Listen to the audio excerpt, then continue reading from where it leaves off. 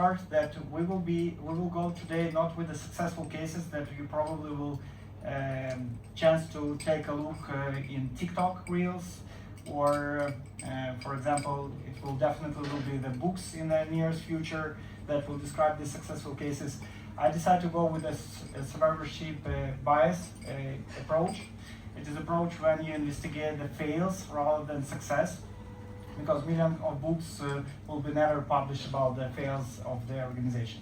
And according to MIT research, out of 300 cases where organizations implement the AI into their business processes, most of them fails, yes, and only 5% of them have the positive result on the P&L. Okay, so the agenda for this lecture, it's more a lecture, will be why does AI integration lead to loss? Okay, so this will be the first part. Then we will discuss how to make the data-driven decision and where to collect the data to understand better where to integrate AI.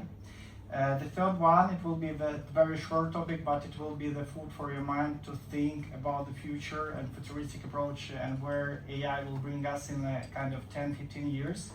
And and then real cases, something from our previous experience, and something like that. But before we start diving deeper into this survivorship bias approach, my father, when I just started my first business when I was kind of 20 years old, it's 15 years ago, gave me really great advice.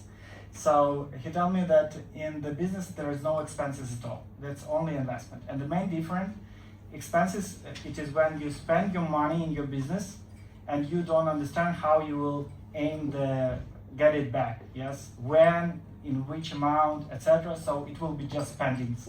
If you know before you spend money how and when you will get it back, it will be investment. Yeah, so this is very important to understand. Yeah, and during this lecture I will use ROI, yes, as a return on investment, to tell that we are talking about investment, not spendings. Okay, so the first one, based on the MIT research, 65% of cases that was successful, it will integrate AI in back office department, so HR, financial, accounting, etc. It is worked very badly with the marketing and sales. Why? Because the approach in sales change every week, every month. The pain points of your clients changing. You have to be very flexible there.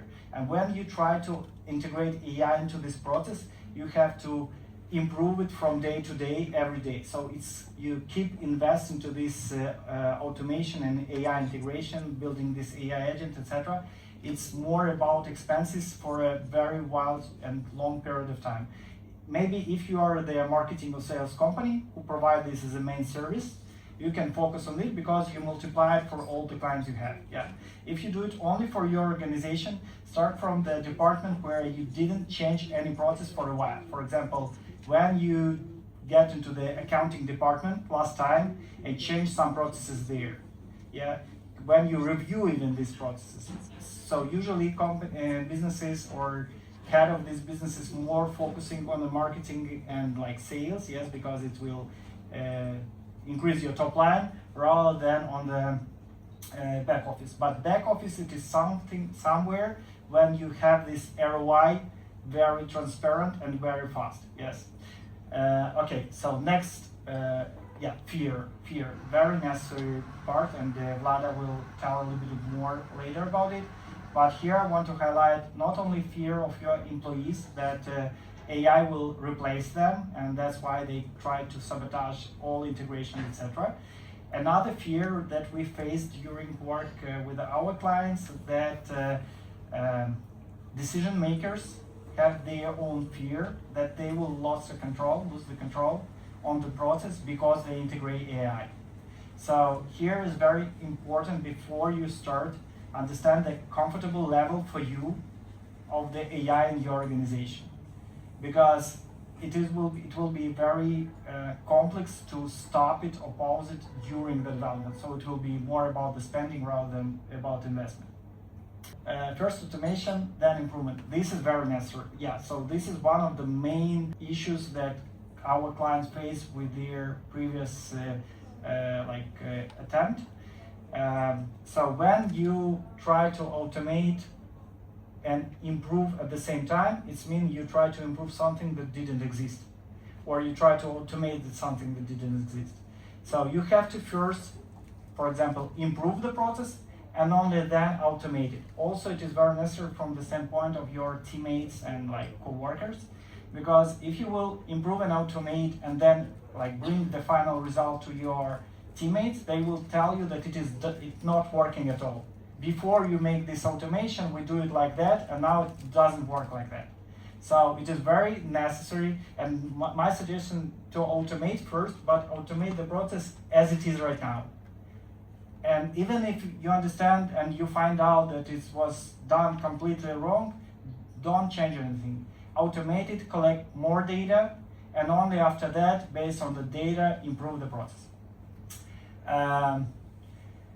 This term, RLHF and HITL. Maybe you haven't heard about it before, but during the next couple of years you will hear about it much more. So the second one, human in the loop, and the first one, reinforcement learning with human feedback. So the first one, what does it mean? I will give an example. Have you heard about OpenAI in ChatGPT? Cool. So, for example, they have at least approximately nowadays 500 different experts in different industries, start from biologists to sales managers, who reinforce and give feedback to the new model of ChatGPT before it's launched, to give the response more convenient, more understandable for the person who will ask the question. So they learn how educate AI how to give a response. What is interesting, what not. And human in the loop, it is another cycle when you already implement, but before provide the final result to the potential client, employee, etc. The final decision what the client will get will be on the human. So human review and give response, and it's work in a very common way, as it's with the intern in your organization. For example, your customer go to the support, write a message, and your AI haven't faced with this question before.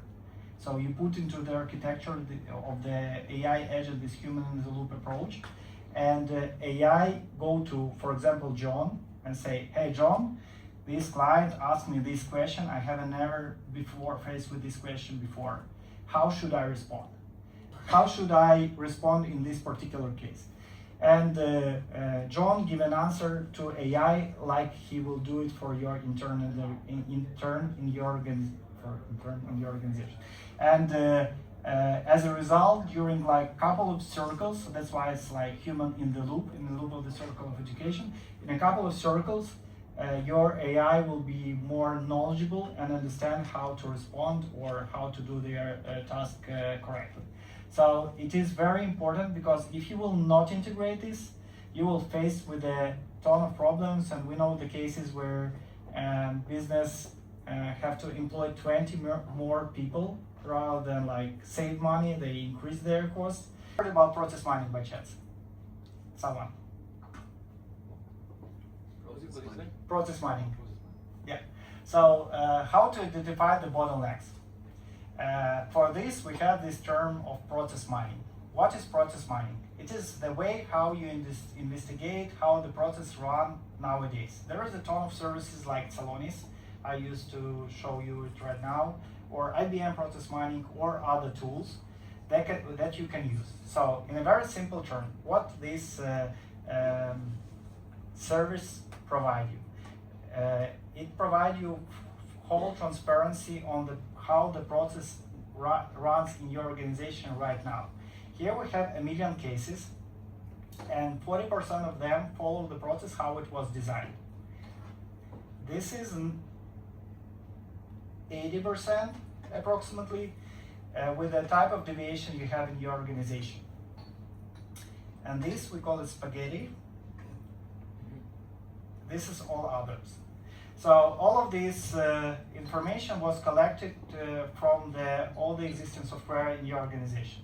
How it collected? We connect through the API this service, or IBM, or depend on which service already exists in the organization. Yeah, if you, for example, use Oracle, what we see here, we see all the action items that your teammates, employees, etc., doing during this process.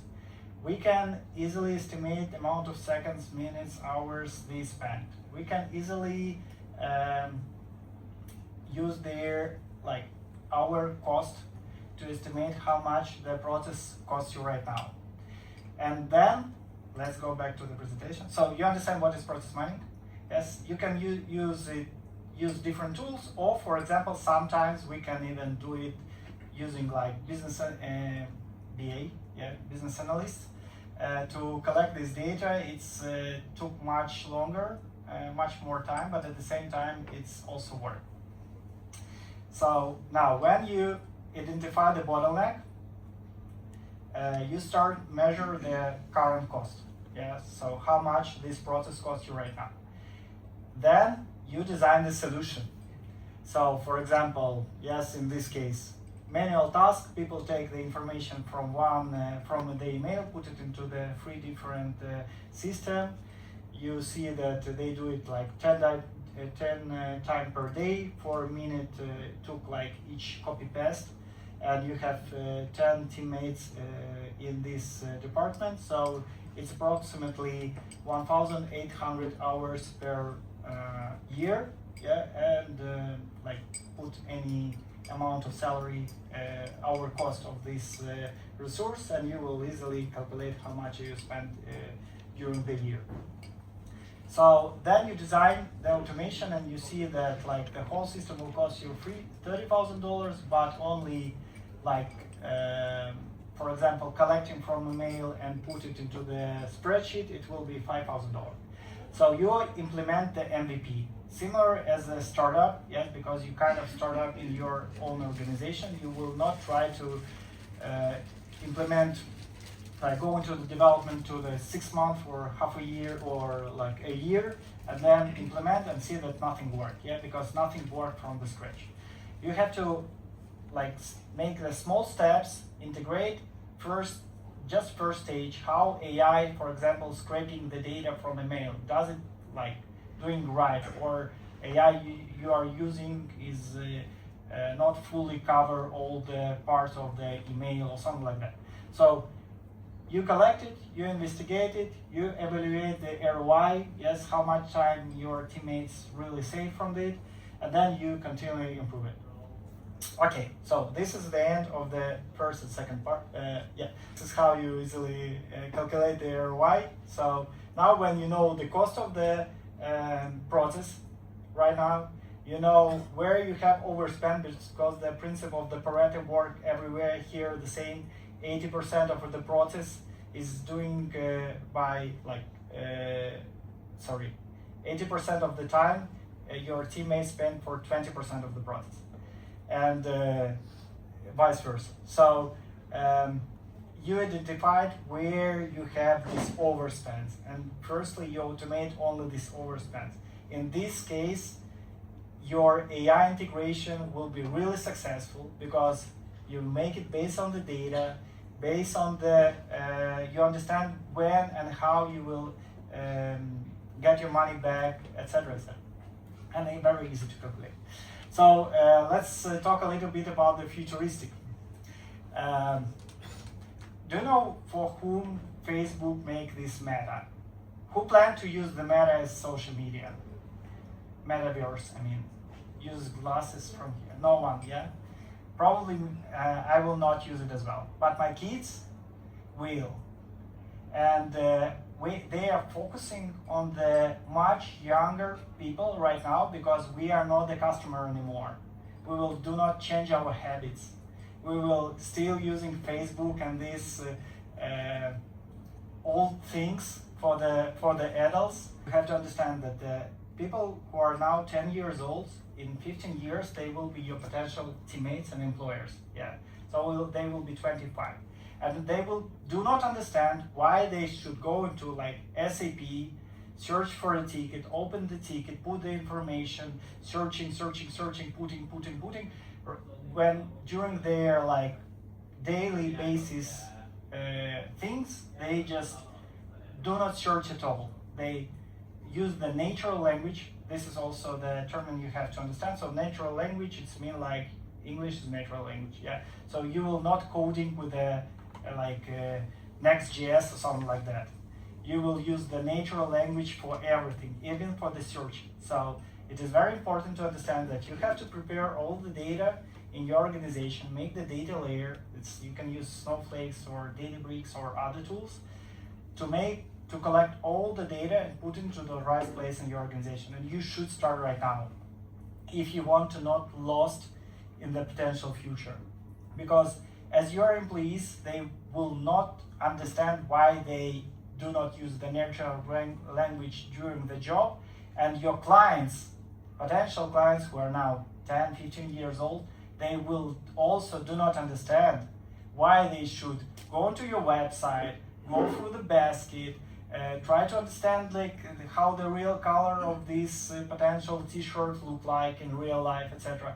They want to just type with the natural language and get that answer.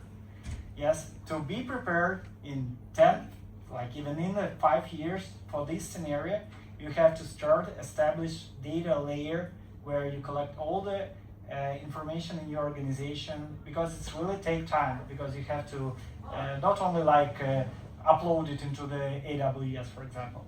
You have to label it, yes, to give an AI an understanding which information could be provided for this employee, which not. Yeah.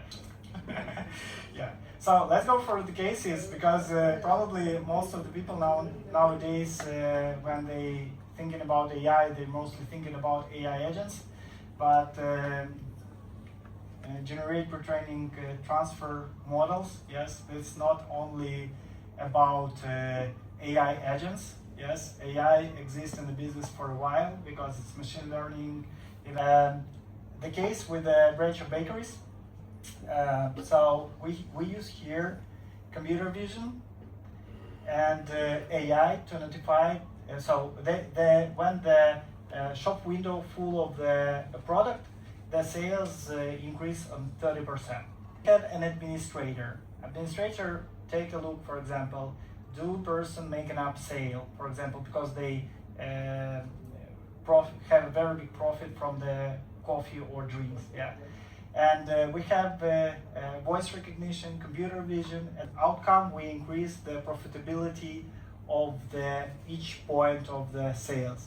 So it's not about AI agent, but it's more about how AI also could be work, and it's not only for digital businesses. Yes, that's what I want to show you. Here, this is the case with this logistic company. They gather goods from different suppliers and supply it to different customers, but they use one car. So they save money on this logistic part for all of the customers. But it was like very complex for a manager to find the right car very fast. So we use AI agents first to connect to all the carriers that they have in this area to understand, do they have any car right now there. Then, if they don't have a response, another AI agent call and tell, so hey, I send you an word request. Can you give me information? This is from company X.